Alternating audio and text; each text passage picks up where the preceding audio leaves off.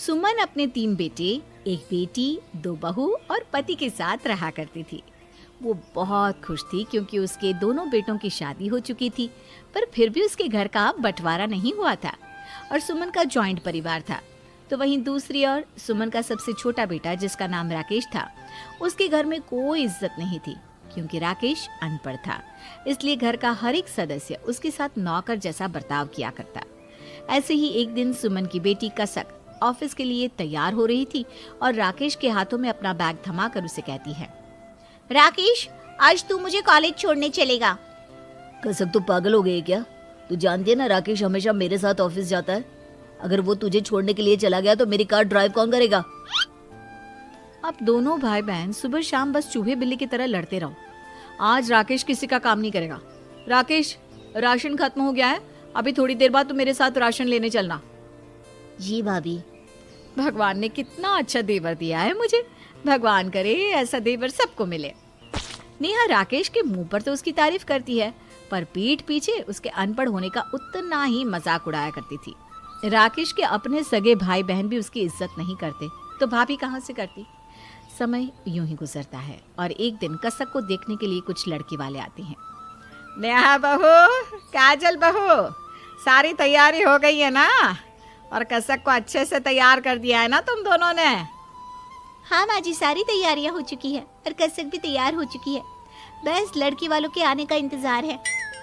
लड़के वाले भी आ चुके हैं, रोड पर खड़े हैं। उन्हें हमारी गली कौन सी है समझ में नहीं आ रहा। राकेश, एक काम कर, जल्दी से जा और लड़के वालों को लेकर आ। और हाँ, उनके सामान को उठाकर घर में ले आना। पता चला मेहमान खुद सामान उठाकर ला रहे हैं। कोई लापरवाही नहीं होनी चाहिए। हाँ भैया, मैं सब समझ गया। मैं बस अभी जाता हूँ। और देवर जी, आकर घर में मत बैठ जाना। पता चला बिना कुछ किए मुफ्त का खाना खा लिया है। घर में और भी बहुत काम है, हमारे साथ पहले वो काम करवा लेना, ठीक है? अब जल्दी जाओ और जल्दी से आओ, चलो। राकेश अब जल्दी से लड़के वालों को लेने जाता है। कुछ ही देर में मेहमान घर में आ जाते हैं, पर बेचारे राकेश को घर में आकर भी आराम नहीं था। वो तो घर के कामों में लगा रहता है। राकेश को इतना काम करता देखकर लड़के वालों को लगता है कि राकेश उनके घर का नौकर है। वैसे सुमन बहन, आपके घर का नौकर सच में बहुत अच्छा है। उसने हमें एक भी सामान उठाने नहीं दिया। बेचारा बच्चा अकेले ही सब लेकर आया और आते ही फिर घर के कामों में लग गया। आजकल के जमाने में इतना वफादार नौकर कहाँ मिलता है। उस औरत की बात सुनकर सुमन की दोनों बहू और बेटे हंसने लगते हैं, पर यह देखकर सुमन को काफी बुरा लगता है और वो अपनी होने वाली समधन से कहती है, बहन, आपको कोई गलत फहमी हुई है। राकेश हमारे घर का नौकर नहीं है, वो मेरा सबसे छोटा बेटा है। क्या? छोटा बेटा? और उसकी ये हालत, वो भी अपने ही घर में? माफ करना बहन जी, पर मुझे लगा कि वो इस घर का नौकर है। जिस तरह से घर के सभी लोग उसे ऑर्डर दे रहे थे, मुझसे गलती हो गई। कोई बात नहीं आंटी जी, सबको ये गलत फहमी हो जाती है। आखिर हमारे देवर जी की हैसियत कुछ ऐसी है। बहू, आप लोग बैठे क्यों हैं? कुछ लीजिए ना। और बहू, तुम खड़ी क्या हो? सारा काम क्या राकेश ही करेगा? अब जाओ, जाकर मेहमानों के लिए कुछ खाने का इंतजाम करो। सुमन अपनी बहुओं को आंख दिखाकर वहां से भगा देती है, पर सुमन के घर का ऐसा वातावरण देखकर घर आए मेहमानों को इस रिश्ते से ऐतराज हो जाता है और वे लोग बहानेबाजी करके वहां से चले जाते हैं, जिस वजह से कसक का रिश्ता नहीं हो पाता और इसका दोष कसक अपने छोटे भाई राकेश पर मलती है। अनपढ़ कहीं के, ये सब कुछ तेरी वजह से हुआ है। हमारे घर में सब पढ़े लिखे हैं सिवाय तेरे। और माँ, जब लड़के वालों ने इसे नौकर समझा तो आपको क्या जरूरत थी ये कहने की कि ये मेरा छोटा भाई है? नौकर बनकर ही रहने देते ना इसे। इसकी वजह से इतना अच्छा आया मेरा रिश्ता भी टूट गया। माँ जी, कसक बिल्कुल सही कह रही है। एक तो आपका ये नालायक बेटा अनपढ़, ऊपर से इसकी हरकतें नौकरों वाली। अरे आज के दिन तो ये ढंग के कपड़े पहन सकता था ना। हाँ माँ, आप मानो या ना मानो, कसक का रिश्ता इस नालायक की वजह से ही टूटा है। मेरी मानो तो अगली बार जब कसक के लिए रिश्ता आए तो इसे अलग ही रखना। गलती हो गई हमसे जो हमने इसे लड़के वालों से मिलवा दिया। सुमन के बच्चे अपने ही छोटे भाई को भला बुरा कह रहे थे और सुमन चुपचाप खड़ी होकर सुन रही थी। वो चाहकर भी कुछ नहीं बोलती, तो वहीं दूसरी ओर राकेश भी अपने दर्द को किसी के सामने नहीं रख पाता। और रसोई में जाकर छुप छुप कर रोता है और रसोई में ही ज़मीन पर सो जाता है, क्योंकि कपड़ों की तरह घर वालों ने राकेश को कमरा भी नहीं दिया था। राकेश की ऐसी हालत देखकर सुमन को बहुत बुरा लगता है और आखिरकार उसे एहसास होता है कि उसने कितनी बड़ी गलती की अपने छोटे बेटे को ना पढ़ा लिखा कर। अरे क्या हुआ भगवान, इतनी उदास क्यों हो? रिश्ता ही तो था, नहीं हुआ तो क्या हुआ? अपनी कसक बिटिया के लिए इससे भी अच्छे घर का रिश्ता आ जाएगा। हमारी बेटी बहुत होशियार है। मैं कसक के लिए परेशान नहीं हूँ। ये रिश्ता नहीं हुआ तो क्या हुआ, दूसरा कोई रिश्ता हो जाएगा। मैं परेशान अपने बेटे राकेश के लिए हूँ। उसके अपने सगे भाई बहन उसके साथ ऐसा व्यवहार करते हैं मानो जैसे वो सौतेला हो या फिर इस घर का नौकर। हमारे बेटे को आज तक कुछ नहीं मिला। वो अपने हक हिस्से के प्यार से हर चीज से वंचित रह गया और इन सब के दोषी हम हैं, हम। अरे भाग्यवान, ऐसा क्यों बोलती हो? हमने राकेश का भी तो एडमिशन करवाया था। अपने बाकी बच्चों की तरह हमने उसे भी पढ़ाना चाहा था, पर वही नहीं पढ़ना चाहता था। उसने खुद ही अपनी पढ़ाई छोड़ दी। क्या आपको सच में लगता है कि राकेश पढ़ना नहीं चाहता था? आप चाहे कुछ भी कहो, पर गलती हमसे हुई है। जब आपका बिजनेस डूबा तब हम अपने किसी भी बच्चे को सही शिक्षा नहीं दे पा रहे थे और हमारे किसी भी बच्चे ने हमारी मजबूरी नहीं समझी।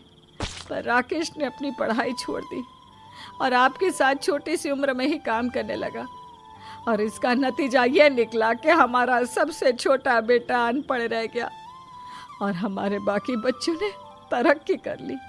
और शायद इसीलिए हमारे बाकी बच्चे हमारे राकेश के साथ ऐसा दुर्व्यवहार करते हैं। इतना बोलकर सुमन फूट फूट कर रोने लगती है। सुमन की आंखों में आंसू देखकर दिलीप को बहुत बुरा लगता है और वो चुपचाप सो जाता है। पर आधी रात को दिलीप की आंख खुलती है और जब वो पानी लेने के लिए रसोई घर में जाता है तो वो देखता है कि उसका बेटा जमीन पर बिना कुछ बिछाए लेटा हुआ है। अपने बेटे को जमीन पर गर्मी में सोता देख अब दिलीप को भी अपनी गलती का एहसास होता है। सुमन, तुम सही कह रही थी। हमने अपने बेटे राकेश के साथ बहुत नाइंसाफी की है, पर अब हम कुछ नहीं कर सकते। हम चाह कर भी उसे उसका हिस्सा नहीं दे सकते, क्योंकि हमारे बाकी बच्चे उसकी जरा भी कद्र नहीं करते। हे भगवान, मेरे बेटे की खुशियां अब तेरे हाथ में है। सुमन अपने बेटे को उसके हिस्से का हक दिलाना चाहती थी, पर वो चाहकर भी ऐसा नहीं कर पा रही थी, क्योंकि सुमन और दिलीप खुद अपने बेटे और बहू के भरोसे पल रहे थे। समय यूं ही बीतता है और कसक की शादी हो जाती है और कसक के जाने के बाद नेहा और काजल अपने पतियों के साथ मिलकर राकेश के साथ और भी बुरा व्यवहार करते हैं। दीदी क्या करूं, रात का खाना फिर से बच गया। कल भी खाना फेंकना पड़ा था, लगता है आज भी खाना फेंकना पड़ेगा। अरे काजल, तो पागल हो गई है क्या? खाना फेंकने की क्या जरूरत थी? ये सांड किस दिन काम आएगा? क्या जरूरत है इसे ताज़ा खाना खिलाने की? कल से घर में बचा हुआ बासी खाना इस गेंडे को दे देना। खाना बर्बाद नहीं होना चाहिए। अब क्या था, काजल घर का सारा बचा हुआ बासी खाना राकेश को खाने के लिए दे देती है। राकेश जब खाने में बासी खाना देखता है तो वो अपनी भाभी से कहता है, भाभी, ये तो रात का खाना है, आज खाना नहीं बनाया क्या घर में? माफ करना देवर जी, खाना खत्म हो गया।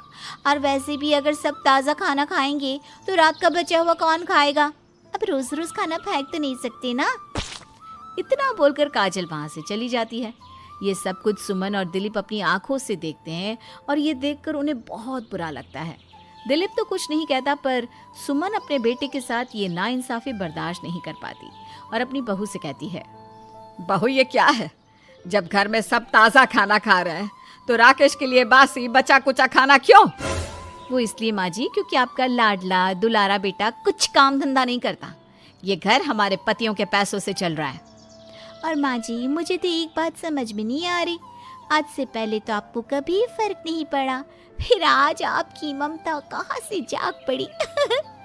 जो चीज जैसे चल रही है वैसे चलने दीजिए माँ जी। बहू, तुम सब जो कर रहे हो ना राकेश के साथ, वो अच्छा नहीं कर रहे। भगवान सब देखता है। भगवान की लाठी में आवाज नहीं होती, पर जब उसकी लाठी बोलती है ना तो अच्छे अच्छे लोग रास्ते पर आ जाते हैं। मेरा बेटा चुपचाप तुम लोगों का अत्याचार सहता रहता है पर उसकी बीवी नहीं सहेगी।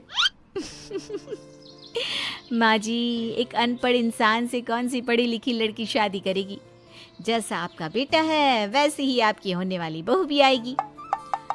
नेहा और काजल राकेश का मजाक बनाकर वहां से चली जाती हैं। सुमन चाहकर भी अपने बहुओं को नहीं रोक पाती। अब समय यूं ही बीतता है और राकेश के लिए लड़की देखी जाती है। नेहा और काजल पूरी कोशिश करती हैं कि राकेश की शादी उसी की तरह किसी बेवकूफ लड़के से हो, पर अफसोस काजल और नेहा जिस लड़की को बेवकूफ समझकर राकेश की शादी करवाती हैं, वो लड़की तो पढ़ी लिखी और तेज तर्रार निकलती है, जो अपने ससुराल में आकर देखती है कि उसके पति के साथ कितनी नाइंसाफी की जा रही है। माँ जी, मेरा कमरा कहाँ है? हमारी प्यारी देवरानी, आपका कोई कमरा नहीं है। आपका पति रसोई घर में सोता है, अब से वही आपका कमरा है। But why? I mean, Rakesh ji भी तो इस घर के बेटे हैं, फिर उनके लिए कोई कमरा क्यों नहीं, जब घर में हर किसी का अपना पर्सनल रूम है तो? क्योंकि हमारे देवर को कभी रूम की जरूरत ही नहीं पड़ी, और अभी तुम इस घर में नई नई आई हो ना, इसलिए ज्यादा सवाल जवाब मत करो, समय के साथ साथ समझ में आ जाएगा। काजल और नेहा अंजलि को अकड़ दिखाकर चली जाती है। अंजलि को अपनी दोनों जेठानी की अकड़ पसंद नहीं आती और वो देखती है कि उसका पति घर में आते ही घर में झाड़ू पोछा बर्तन कपड़े सारे काम कर रहा है। अपने पति को घर में नौकर की तरह काम करता देखकर अंजलि को जरा भी अच्छा नहीं लगता। राकेश, ये सब कुछ आप क्यों कर रहे हैं? मैं, भाभी, माँ जी सब है ना, हम सब करेंगे ये, आप इसे छोड़िए, मैं कर लेती हूँ सारा काम। अरे नहीं नहीं अंजलि, वैसे भी मैं पहली बार नहीं कर रहा। जब से पापा का बिजनेस डूबा है तब से मैं इसी तरह से मेहनत मजदूरी कर रहा हूँ, और घर के काम भी। भाभी का काम तो सिर्फ खाना बनाना होता है। राकेश जी, भाभियों का काम सिर्फ खाना बनाना नहीं, बल्कि अपने पतियों के कपड़े धोना, घर के बर्तन साफ करना, माँ जी की सेवा करना और आपकी इज्जत करना है। अब से आप इस घर के कोई काम नहीं करेंगे, आप भी बाकियों की तरह बाहर नौकरी करेंगे। आपको इनकी गुलामी करने की कोई जरूरत नहीं है। जब पापा का बिजनेस डूबा तब आपने पापा के साथ काम करके अपने पिता की मदद की और घर चलाया, पर ये सब इन लोगों को दिखाई क्यों नहीं देता? राकेश बेटा, अंजलि बहू बिल्कुल ठीक कह रही है। हमसे गलती हुई जो उस समय हमने तुझे पढ़ाया नहीं और घर की जिम्मेदारी तेरे सर पर रख दी, जबकि घर की जिम्मेदारी तो इस घर के बड़े बेटों को उठानी चाहिए थी। कोई बात नहीं माँ। अंजलि आते ही अपने पति को घर के काम करने से रोक देती है और अपने जेठ का ड्राइवर बनने से भी। अंजलि के कहने पर राकेश घर का कोई काम नहीं करता और बाहर जाकर नौकरी की तलाश करता है। ये सब देखकर काजल और नेहा को बहुत गुस्सा आता है और वो अंजलि से लड़ने लगती है। तुम आखिर खुद को समझती क्या हो? हाँ, भूलो मत, तुम गांव की गवार देहाती हो जिसे हम इस शहर में लेकर आए। अरे तुम्हें तो हमारा धन्यवाद करना चाहिए। माइंड योर लैंग्वेज भाभी। माना कि मैं गांव से हूँ, पर आप भी भूलो मत कि मैं आपसे ज्यादा पढ़ी लिखी हूँ और राकेश जी अच्छे लड़के हैं। मैंने राकेश जी से शादी उनकी अच्छाई देखकर की थी, क्वालिफिकेशन देखकर नहीं। और मेरे पति आप लोगों से ज्यादा समझदार है, वो घर चलाना भी अच्छे से जानते हैं, इसलिए वो घर के काम नहीं बल्कि बाहर जाकर काम करेंगे। एक बात और, अब आपके दिन खत्म हुए, अब आप सब अपनी उल्टी गिनती गिनना शुरू कर दो। और हाँ, धन्यवाद जो आप मुझे यहाँ लेकर आई। यहाँ आने के बाद कम से कम मुझे राकेश जी के बारे में तो पता चला। अंजलि आते ही अपनी दोनों भाभी और जेठ को सबक सिखाती है। ये देखकर नेहा और काजल को बहुत गुस्सा आता है पर उन दोनों की एक नहीं चलती। समय यूं ही बीतता है और एक दिन अंजलि देखती है कि उसकी दोनों भाभियां उसके पति को अपने पतियों का झूठा बचा हुआ खाना निकाल कर दे रही थी। ये देखकर अंजलि अपने गुस्से पर काबू नहीं रख पाती और अपने पति के लिए निकाला हुआ खाना डस्टबिन में फेंक देती है। अंजलि, ये क्या बदतमीजी है, तुम्हारी हिम्मत कैसे हुई खाना फेंकने की? कोई बात नहीं काजल, इसे जो करना है करने दो। ये नहीं जानती इसने अपने पति का खाना फेंका है। आज इसका पति भूखा रहेगा और क्या। मेरा पति अब कभी भूखा नहीं रहेगा और ना ही वो रात का बचा हुआ खाना खाएगा, ना ही किसी का झूठा। अब से रसोई घर मैं संभालूंगी और खाना भी मैं बनाऊंगी। फिर देखती हूँ कि कौन मेरे पति को झूठा और बाकी बचा हुआ खाना खिलाता है। इतना बोलकर अंजलि अपने पति के लिए खाना बनाने लगती है। नेहा और काजल उसे रोकने की कोशिश करती हैं, पर अंजलि इतने गुस्से में होती है कि वो दोनों चुपचाप वहाँ से निकल लेती हैं। धीरे धीरे अंजलि अपने पति को वो सम्मान, वो इज्जत दिलाने लगती है जिसका राकेश पर अधिकार था। समय यूं ही गुजरता है और अब अंजलि कमरा बनाने की बात करती है।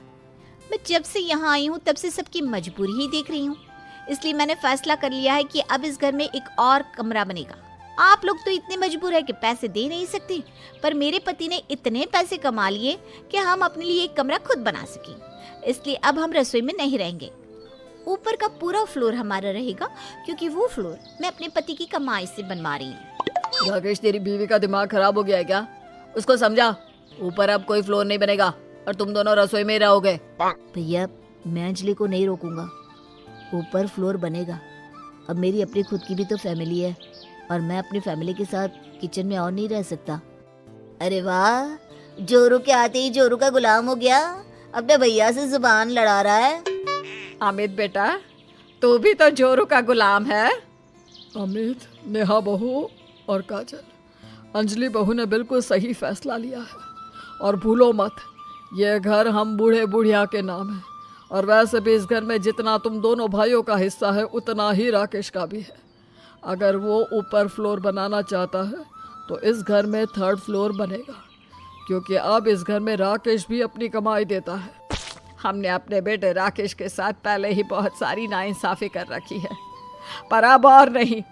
पहली बार दिलीप अपने बेटे राकेश की साइड लेता है और अपने दोनों बेटों का मुंह बंद कर देता है। अपने सास ससुर को अंजलि और राकेश की ओर देखकर नेहा और काजल भी चुप हो जाती हैं और अपने घुटने अंजलि के सामने टेक देती है, जिसके बाद अंजलि और उसके पति को भी पूरा सम्मान मिलता है और वो लोग भी काजल और नेहा की तरह घर में रहते हैं।